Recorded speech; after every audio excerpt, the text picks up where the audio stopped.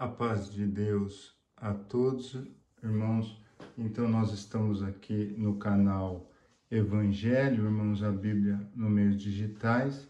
Convido os irmãos a se inscreverem no canal e, se gostarem também, irmãos, compartilhem este estudo com os irmãos. O objetivo nosso é a divulgação da Bíblia nos meios digitais. Irmãos, hoje o estudo nós vamos falar sobre os tribunais de Cristo.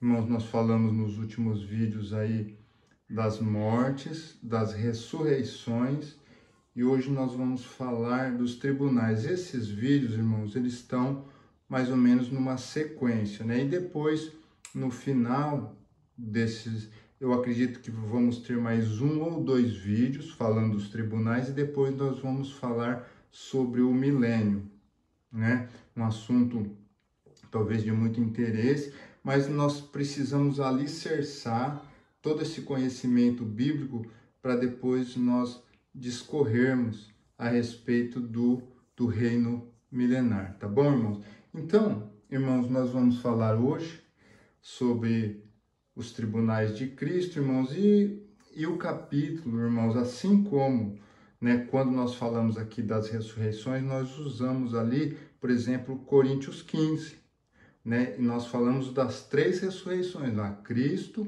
depois de Cristo na sua vinda, depois no final.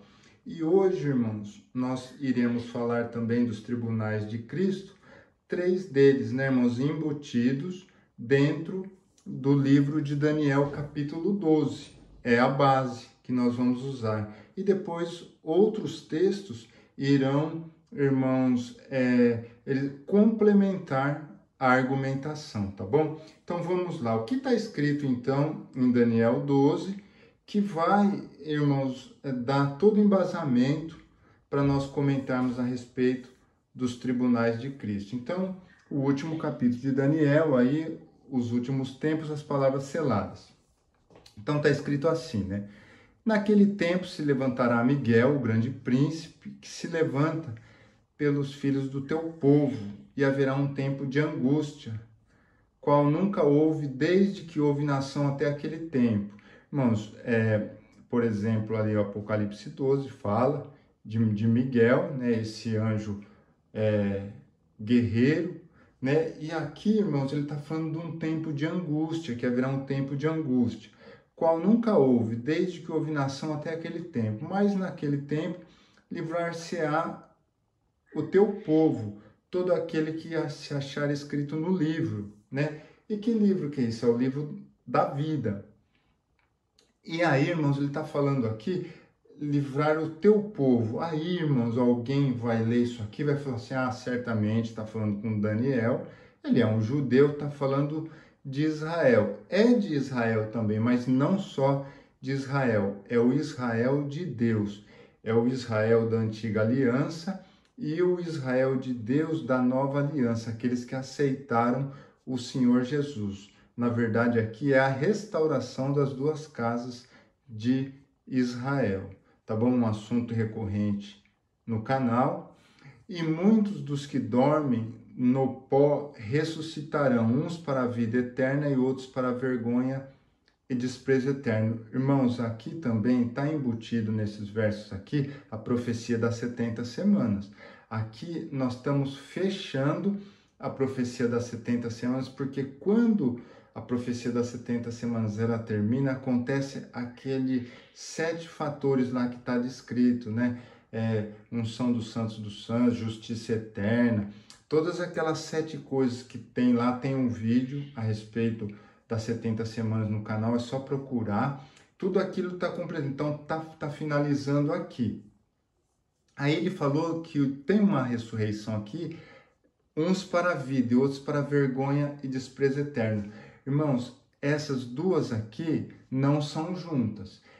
Agora nós estamos falando a ressurreição da vida, aqueles que têm um concerto com Deus, ou da antiga aliança ou da nova. Agora, esses aqui da vergonha eterna, do desprezo eterno, vão ressuscitar depois do milênio. Então, aparentemente, lendo assim, parece que elas estão juntas, mas elas não estão. Os sábios, pois, resplandecerão como o resplendor do firmamento, e os que a muitos ensinam a justiça refulgirão como as estrelas, sempre e eternamente. Lembra que Paulo, na ressurreição, falou lá que de ressurreição, ele deu um exemplo, que tem corpos celestes, corpos terrestres, e nós, irmãos, nessa ressurreição, a de Cristo na sua vinda, é a melhor ressurreição. Então, seremos, né, com a bênção de Deus, seremos estrelas, né, irmãos? É isso, um corpo celestial, né, depois da vinda de Cristo. Então ele está falando tudo isso aqui, e tu, Daniel, fecha estas palavras e sela este livro até o fim do tempo. Muitos correrão de uma parte para outra e a ciência se multiplicará. Algumas traduções falam aqui, irmãos, muitos correrão para essa profecia, em direção dessa ciência, conhecimento. Nos últimos tempos, a ciência, o conhecimento se multiplica e ajuda o conhecimento de Deus. Atrapalha em muitas outras coisas, afasta o homem de Deus, mas aqueles que são sábios usam a ciência para se aproximar de Deus. E eu, Daniel, olhei e eis que estavam outros dois, um desta banda à beira do rio e outro da outra banda à beira do rio. Ali tem o rio, é o rio Idequel, irmãos, salvo o rio Tigre, lá da Mesopotâmia, e Daniel estava lá, tem dois anjos, um de cada margem do rio, e tem um rio, e tem um anjo que fala com ele que está no meio ali do rio. Também esse anjo, irmãos, ele aparece lá no Apocalipse 10, né? Um anjo poderoso lá. Lembra do livro que foi dado para João comer? Ele era amargo, ele era doce na boca, né? E ele era amargo no ventre. Por quê? Por que doce na boca? Porque João estava tendo revelações do que ia acontecer no futuro, no fim dos tempos. Isso traz um prazer, um doce. Mas por que era amargo no ventre? Porque para se chegar ao final de todas as coisas, o sucesso de tudo, né, o povo passará pela grande, o povo de Deus passará pela grande tribulação. Então, por isso que ele era amargo no ventre, né?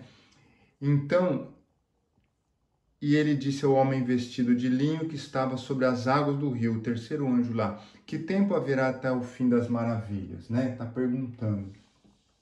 E ouviu o homem vestido de linho que estava sobre as águas do rio, quando levantou a sua mão direita e a sua mão esquerda ao céu e jurou. Lá no Apocalipse 10 tem um juramento também, o anjo levanta uma das mãos lá, por aquele que vive eternamente, que depois de um tempo, de tempos e metade de um tempo, e quando estiver acabado de destruir o poder do povo santo, todas essas coisas serão cumpridas, acontecerão. Então, irmãos, ele fala aqui, esse tempo, tempos e metade de um tempo, isso aqui ele vai aparecer lá no Apocalipse 11, mas isso aqui nós sabemos que é o 1260 dias.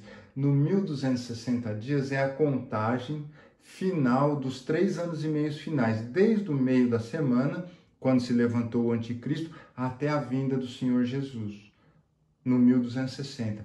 3 anos e meio, 1260 dias, né? Então, aqui, irmão, só para mostrar que tempos e metade de um tempo é o 1260, então eu peguei essa parte aqui de Apocalipse 11 só para mostrar. E foi-me dado uma cana semelhante a uma vara, e chegou o anjo e disse: levanta-te e mede o templo de Deus, e o altar, e os que nele adoram, e deixai o átrio que está fora do templo, e não o meças, porque foi dado às nações, e pisarão a cidade santa por 42 meses, que é o 1260 dias. E darei poder às minhas duas testemunhas, e profetizarão por 1260 dias, vestidos de pano e saco. Estas são as duas oliveiras e os dois castiçais que estão diante do Deus da terra. Irmãos, aqui no Apocalipse, muita coisa nós poderíamos fazer. É que aqui a ordem tá invertida. Na verdade, as duas testemunhas antes, dos 7 últimos anos, para fechar a profecia das 70 semanas, o Senhor Jesus foi crucificado nas 69 e falta cumprir a última semana para ele vir. Então, primeiro profetizam por 1260 dias as duas testemunhas. Tá vendo? Tá falando duas oliveiras, são castiçais que iluminam.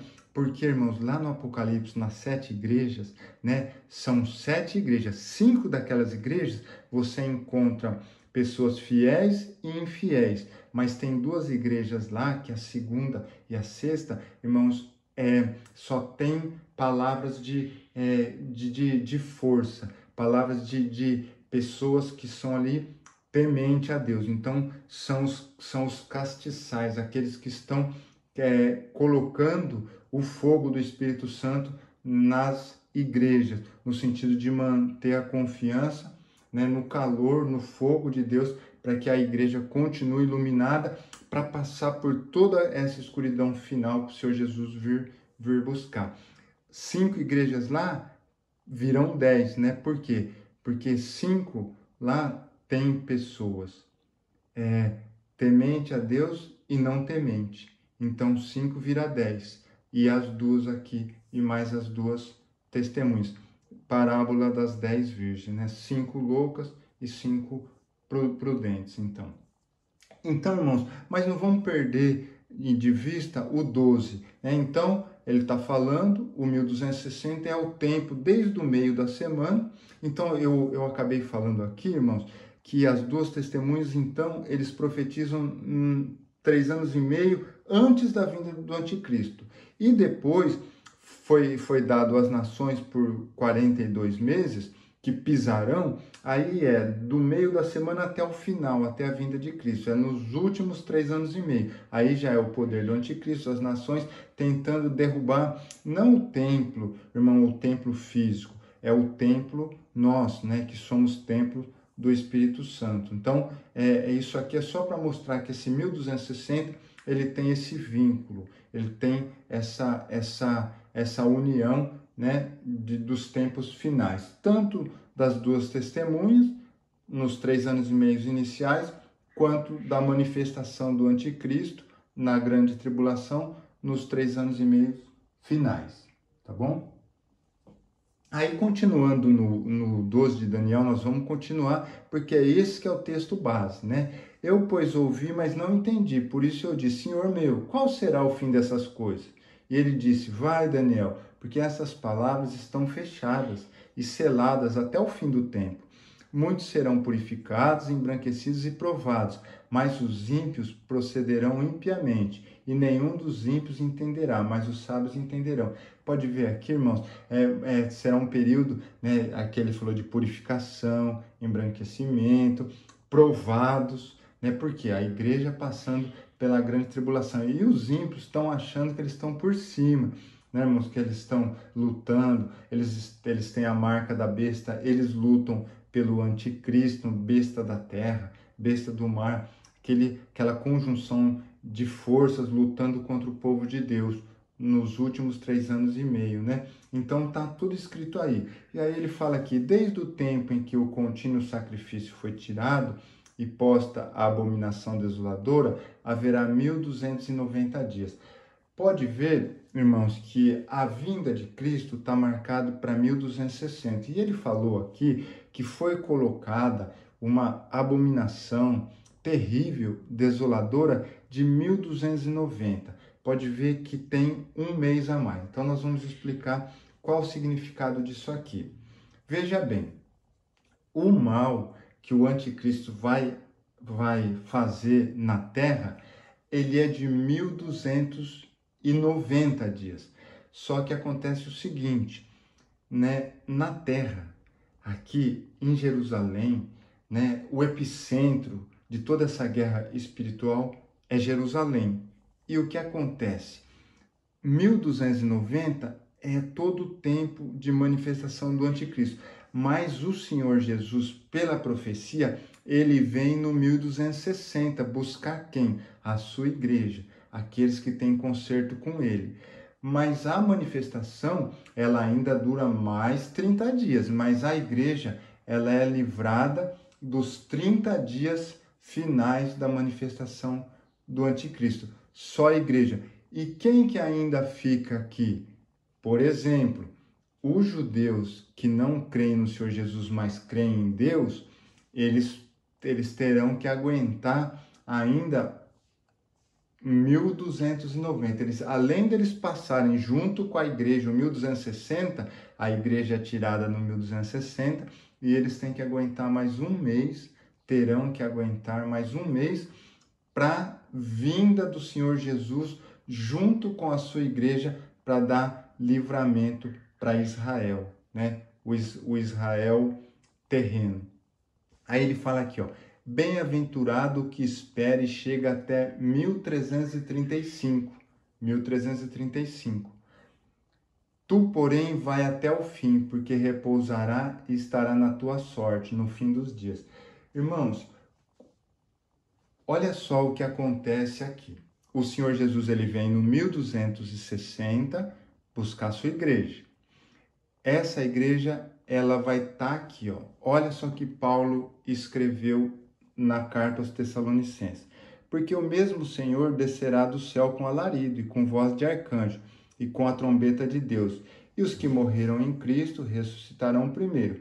Depois nós, o que ficarmos vivos, seremos arrebatados juntamente com eles nas nuvens, a encontrar o Senhor nos ares. E assim estaremos sempre com o Senhor. Portanto, consolai-vos uns aos outros com essas palavras. Irmãos, o que acontece? Nesse 1260 até o 1290, a igreja, como Paulo escreveu aqui, ela vai encontrar com o Senhor nos ares. Ela não vai para a Jerusalém Celestial. Aí depois, no final do vídeo, eu vou explicar o porquê que a igreja não pode subir até a Jerusalém. Tem um motivo, porque senão ela vai contradizer a parábola do joio e do trigo que o Senhor Jesus fez essa parábola. Então, ela não pode contrariar essa parábola. Então, por isso que ela não pode ir para a Jerusalém Celestial. Então, no 1260, a igreja ficou com Cristo nos ares por 30 dias. E aí o que acontece? No 1290 é o 19 de Apocalipse. Vem o cavalo branco e um monte de cavalo branco junto. Vem o que? Vem resgatar os judeus que ficaram aqui, estão em carne. Uma coisa que devemos falar que no 1260, como Paulo explicou aqui, é o arrebatamento. Os mortos ressuscitam e os vivos são transformados. Ficamos lá nos ares com o Senhor Jesus, nas nuvens, 30 dias. E aí voltamos para resgatar os judeus. Mas os judeus, irmãos, eles não têm transformação corpórea, eles estão em carne. Eles não têm. No 1290, Cristo e a igreja vêm aqui para destruir o reino da besta, porque o reino da besta estava lutando contra a igreja e agora estava lutando contra os judeus para salvá-los. Então, 1290. Aí é o seguinte, o que vai acontecer? Depois nós vamos fazer outros vídeos, aqui é só um resumo. Do 1290 a 1335 são 45 dias. Nesses 45 dias, irmãos, o que vai acontecer? Os malignos serão perseguidos, ajuntados para ser levado ali na região ali da onde é a Jordânia, região de Edom, porque ali vai estar o lago de fogo para as duas bestas. E todos aqueles que seguiram elas serão jogados ali no lago de fogo, né? Mas, irmãos, então esse é um resumo durante esses 45 dias. Depois desses 45 dias aqui, depois do 1335, vai se iniciar o milênio, né? Por isso que ele falou aqui, ó, bem-aventurado que espere e chega até 1335. Na verdade, aí ele fala para Daniel, tu, porém, vai até o fim, porque repousarás e estará na tua sorte. Na verdade, irmãos, aqueles que morrerem antes dos tempos finais, igual Daniel, tem uma sorte grande, porque não passará pela grande tribulação, será ressuscitado. Aquele que é da igreja, ele falou de uma bem-aventurança, aquele que chega a 1335, só que a igreja tem um benefício. Por ter um concerto com o Senhor, a igreja é tirada no 1260. Mas Quem ficou aqui vai ter que continuar lutando, vai passar por esse restante de tribulação aqui mais 30 dias e ainda tem que passar por um tribunal para entrar no milênio. Esses que ficarem na terra vão entrar no milênio corporealmente, com um corpo igual nós temos, corpo terrestre. A igreja vai ser levada aos céus, como está escrito aqui na carta aos Tessalonicenses, já com um corpo de ressurreição, tá bom? Aqui então, irmãos, nós vamos complementar uma ideia aqui, escrito lá na segunda carta aos Coríntios, capítulo 5, 6. Pelo que estamos sempre de bom ânimo, sabendo que enquanto estamos no corpo, vivemos ausente do Senhor, porque andamos por fé e não por vista. Mas temos confiança e desejamos antes deixar este corpo para habitar com o Senhor. Pelo que muito desejamos também ser-lhe agradáveis, quer presente, quer ausente, porque todos devemos comparecer ante o tribunal de Cristo, para que cada um receba segundo o que tiver feito, por meio do corpo, ou bem ou mal. Então, todos nós vamos comparecer perante o tribunal de Cristo ressurreto, é espírito, corpo e alma, o conjunto completo, né? Por isso que ele deixou bem claro aqui, feito por meio do corpo, bem ou mal. Aqui, irmãos, ele falou aqui que é deixar este corpo para habitar com o Senhor. É a mesma ideia que tem lá em Filipenses, capítulo 1, que fala, né? Que Paulo fala, eu não sei se eu devo ficar e continuar fazendo a obra ou partir e estar com Cristo. Dá a impressão que quando a pessoa passa dessa terra, ela já encontra com o Senhor. Na verdade, a ideia é a mesma, é igual lá do vídeo das ressurreições. Não é assim, irmãos. Na verdade, é que a pessoa partindo daqui, ela já vai para o seio de Abraão, e como ela partiu da terra com o concerto com o Senhor, então ela venceu, já não tem mais perigo de perder o galardão, certo? É nesse sentido. Mas aqui, irmãos, é só para falar que todos vão comparecer no tribunal. Como esse vídeo fala dos tribunais, todos, qual é o primeiro tribunal? No 1260, quando o Senhor vem buscar a sua igreja e ela fica 30 dias no céu, irmãos, fica a percepção que ali é o primeiro tribunal. E para que vai servir esse tribunal? Essa é a ressurreição da vida que estava escrito lá, que está escrito lá no profeta Oséias 6, né? Depois de 2 dias a vida. Então aqui, irmãos, é a ressurreição dos santos.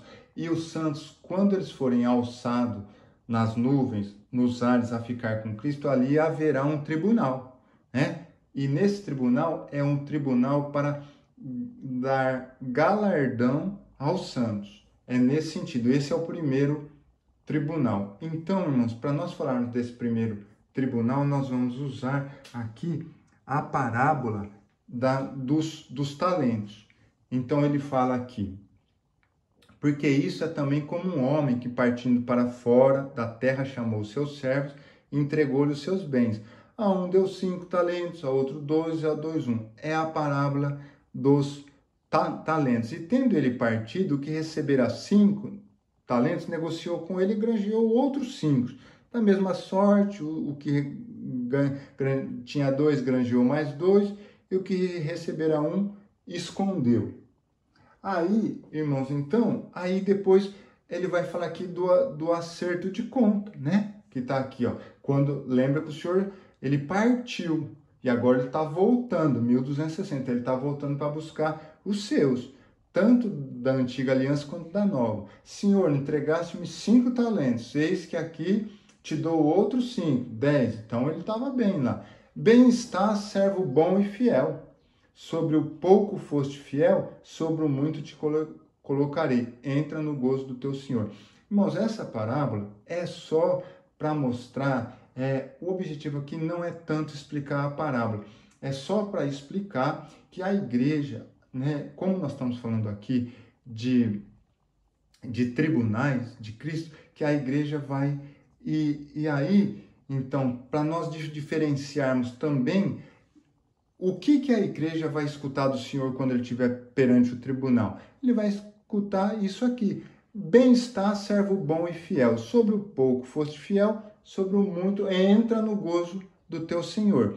Diferentemente, irmãos, lá do Mateus 25, lá quando fala, que ele fala, vinde benditos de meu Pai, herdar por herança o reino que já está preparado. Aquilo não é para a igreja. Já mostrei em vídeos anteriores, aquilo lá é aquele julgamento depois do milênio. É só para diferenciar, porque às vezes, né, nós não sabemos, mas a igreja, o que a igreja vai escutar? Bem-estar, servo bom e fiel, sobre o pouco fosse fiel, ou vai escutar, vinde benditos de meu Pai, herdar por herança o reino? Não, vai escutar isso aqui, né? É isso que é para a igreja, porque a ressurreição da igreja, ela é antes, ela é no 1260, tá bom?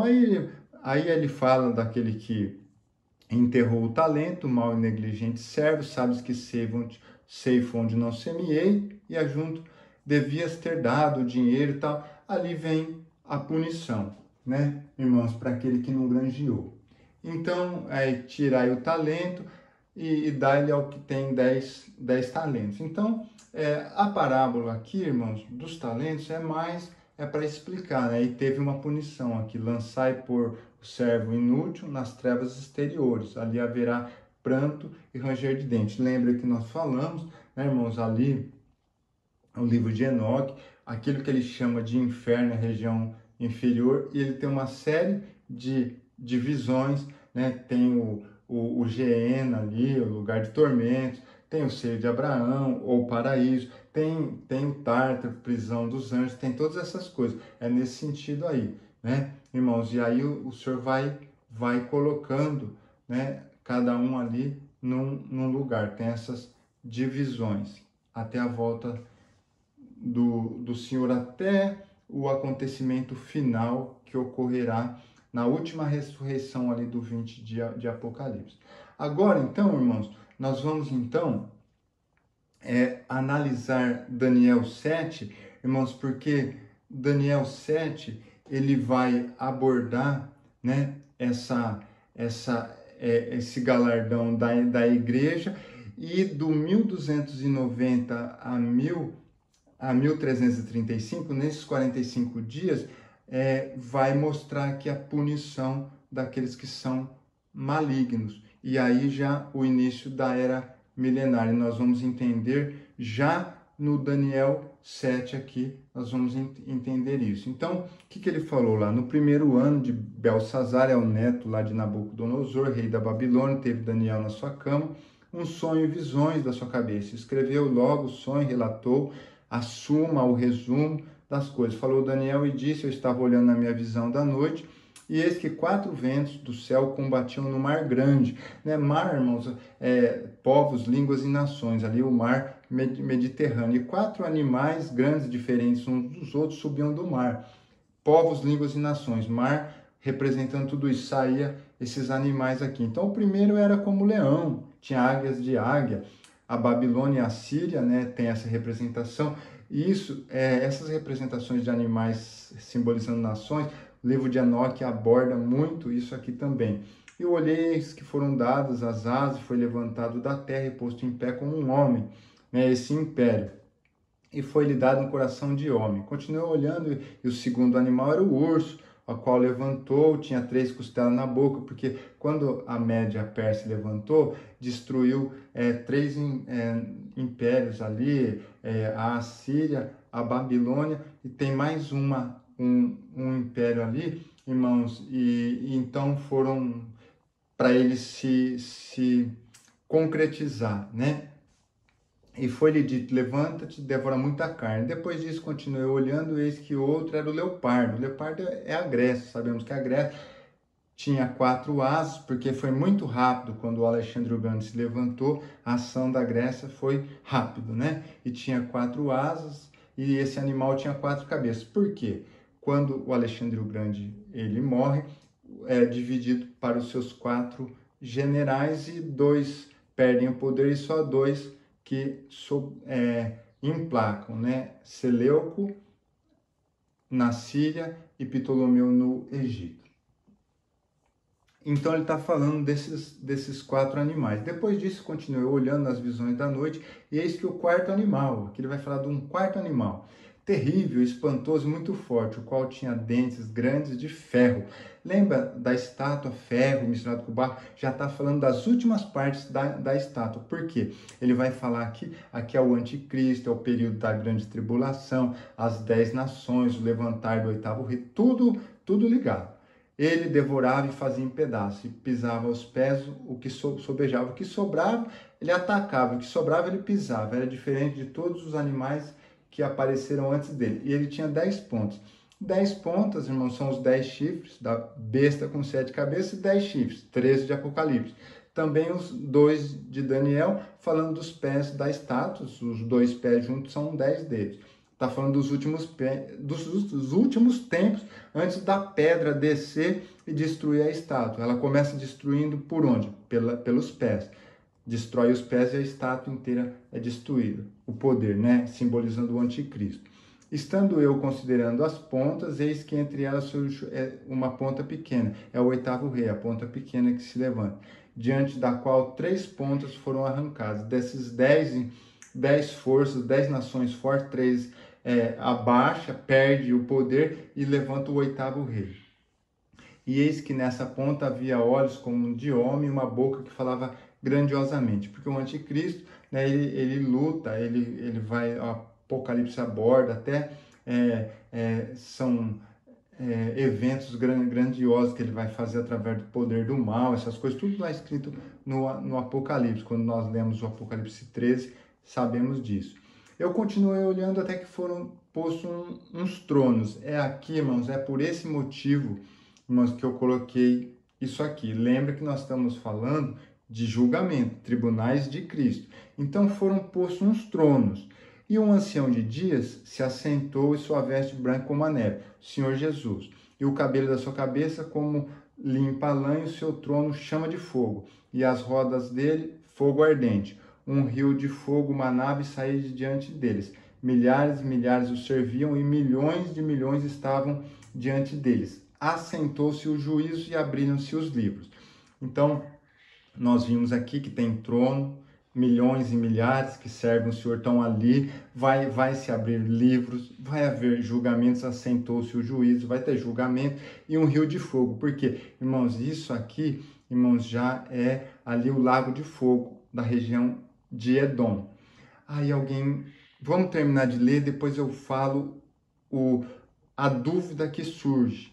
Então estive olhando por causa da voz das grandes palavras que provinha da ponta, estive olhando até que o animal foi morto, foi destruído, e o seu corpo desfeito e entregue para ser queimado no fogo, lago de fogo. Lembra, Apocalipse 19, as 2 bestas, tanto a do mar como vão para o lago de fogo.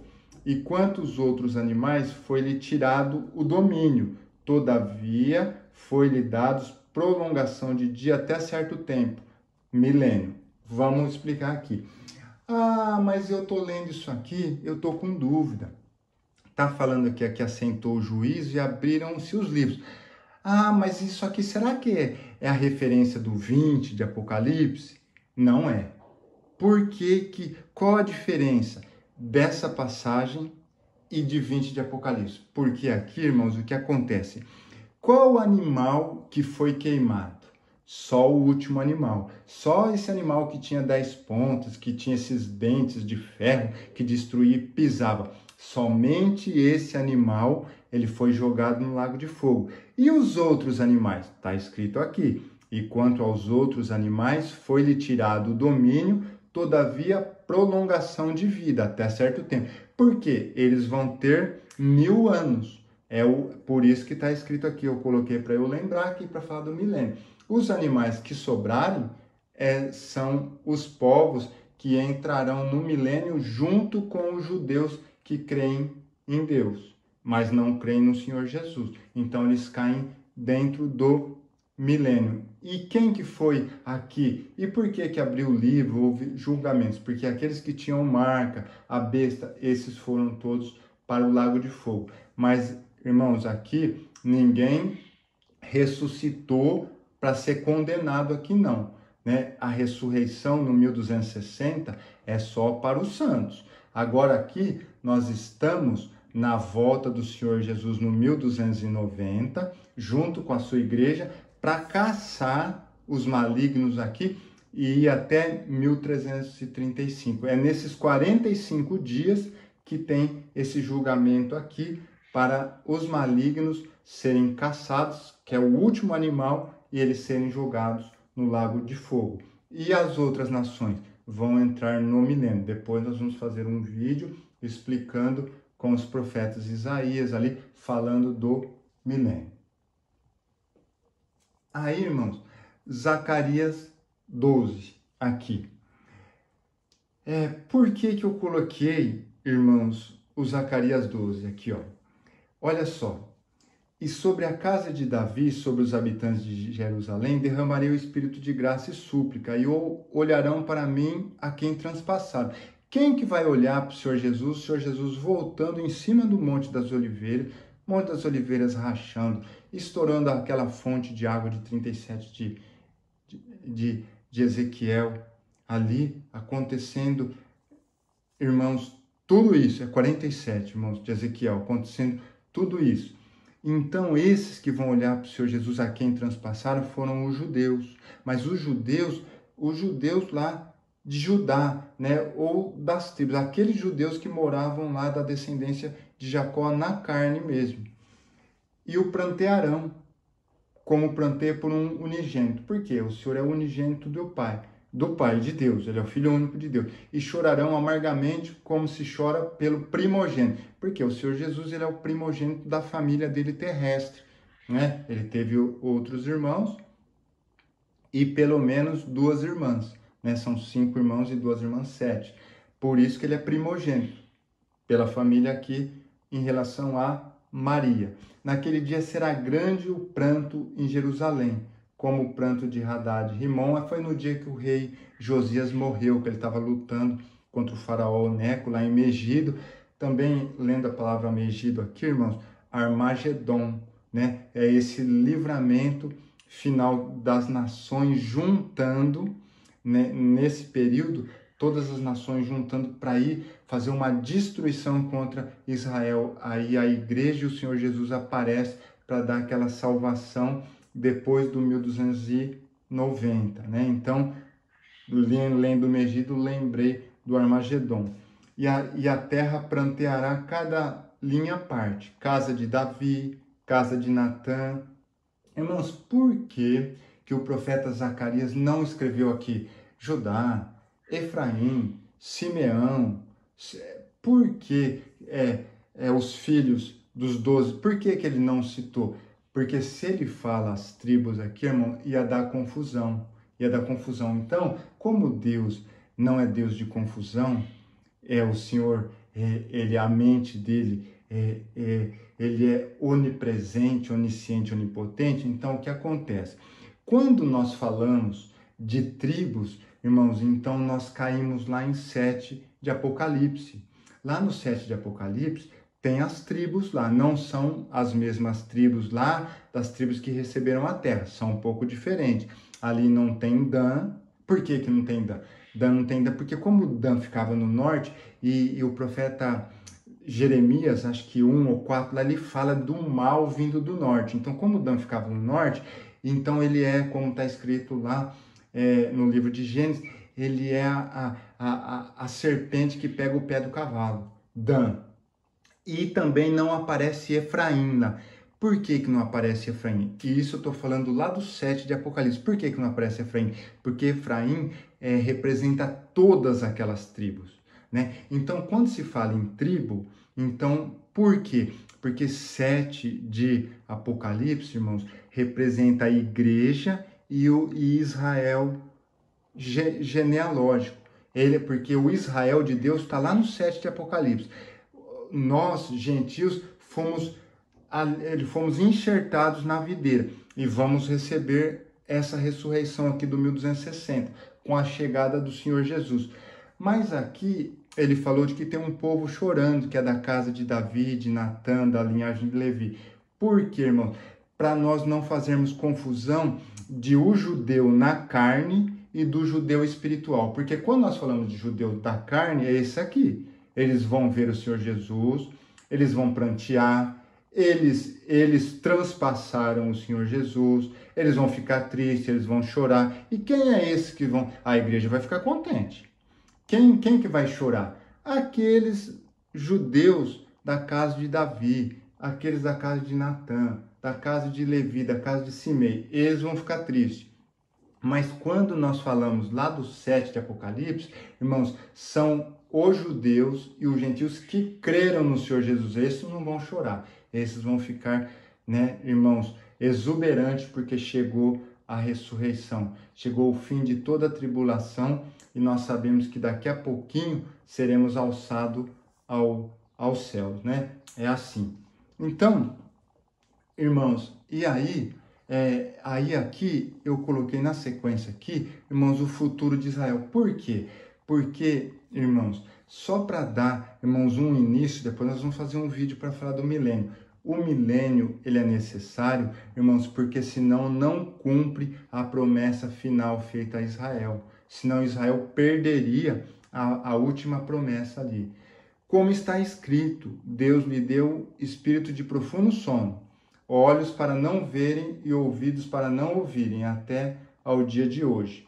Digo, pois, porventura, tropeçaram para que caíssem? De modo nenhum, mas pela sua queda veio a salvação dos gentios. Quer dizer, irmãos, Paulo está explicando que esse tropeço dos gentios de não aceitar o Senhor Jesus, e isso acabou dando a oportunidade para os gentios aceitarem, né? Então, Satanás, ele tenta fazer o mal para atrapalhar o plano de Deus, mas cai por terra e aquele que é onipotente fica por cima e sobressai. E a sua queda é a riqueza do mundo, e a sua diminuição a riqueza dos gentios. Aqui ele está falando, quanto mais a sua plenitude. Quer dizer que tudo aquilo que aconteceu, a não aceitação dos judeus do Senhor Jesus, acabou gerando uma riqueza no mundo, que foi o chamamento dos gentios. Porque se a sua rejeição é a reconciliação do mundo, qual será a sua admissão? Senão, quer dizer que eles vão ser admitidos. O problema que eles causaram deu resultado da reconciliação do mundo, mas agora eles vão ser admitidos. Eles vão, aqui fala, e também eles, se não permanecerem na incredulidade, serão enxertados, porque poderoso é Deus para os tornar a enxertar. Porque se tu foste cortado do natural zambujeiro e contra a natureza enxertado na boa oliveira, esses são os gentios. Éramos zambujeiros e fomos colocados na boa oliveira. Quanto mais esses que são naturais serão enxertados na sua própria oliveira. Porque não quero, irmãos, que ignoreis esse segredo, para que não presumais de vós mesmos, que o endurecimento veio por parte a Israel, até que a plenitude dos gentios há entrado. Então, irmãos, esses versos finais, por que é importante? Porque depois que a plenitude dos gentios, aqueles que creram em Cristo, entrarem para a salvação, começa a obra do reino milenar para a salvação dos judeus. Está bem explicado. Se não houver milênio, não há cumprimento dessa profecia. Porque no profeta Zacarias 12, que nós olhamos aqui, irmãos, no verso anterior, aqui, ó, eles na vinda do Senhor Jesus, eles continuam não aceitando ele, porque eles choram. Se eles estivessem aceitando o Senhor, eles iam ficar felizes. Mas por que eles estão chorando? Porque eles transpassaram o Senhor e não aceitaram. Então, o Senhor Jesus volta, eles vão somente crer depois que eles virem o Senhor Jesus voltando. Por isso que a obra milenar é necessário para os judeus terem a última oportunidade de serem salvos. É o remanescente de Israel. Aqui, então, Judas. Vamos explicar isso aqui, ó. Judas é um capítulo só, verso 14. E destes profetizou também Enoque, o sétimo depois de Adão, dizendo: Eis que é vindo o Senhor com milhares de seus santos. Só coloquei isso aqui, irmãos, por causa desse verso. O Senhor está vindo com milhares de seus santos. Alguém vai ler isso aqui e falar: mas espera aí. Como que o Senhor Jesus, se ele está vindo buscar a igreja, como que ele vem com os seus santos? Se o santos está vindo com ele, é porque ele buscou já a igreja. Porque isso aqui que está explicado, irmãos, é do 1290. A igreja já faz 30 dias que está nos ares com o Senhor. Aí ele complementa, ó, para fazer juízo contra todos e condenar dentre eles todos os ímpios. Lembra do lago de fogo, lá do capítulo 7, do animal que foi queimado? Por todas as suas obras de impiedade. Está falando dos malignos aqui. Então aqui é o 19 de Apocalipse. O Senhor Jesus está vindo com a igreja para caçar os malignos, para eles serem condenados e jogados no lago de fogo. Tá bom? Por isso que Cristo aqui ele já está vindo, porque aqui é o 1290. Aqui ele já está voltando já com os seus santos. Tá bom? Então a parábola do joio e do trigo. Por isso, irmãos, lembra que lá no início do vídeo eu falei que tinha uma explicação, né? O porquê que a igreja, né, que Paulo falou na carta aos Tessalonicenses, que ela vai ficar nos ares. Por que que ela não pode ser levada na Jerusalém Celestial nesse primeiro momento? Por causa disso aqui, ó.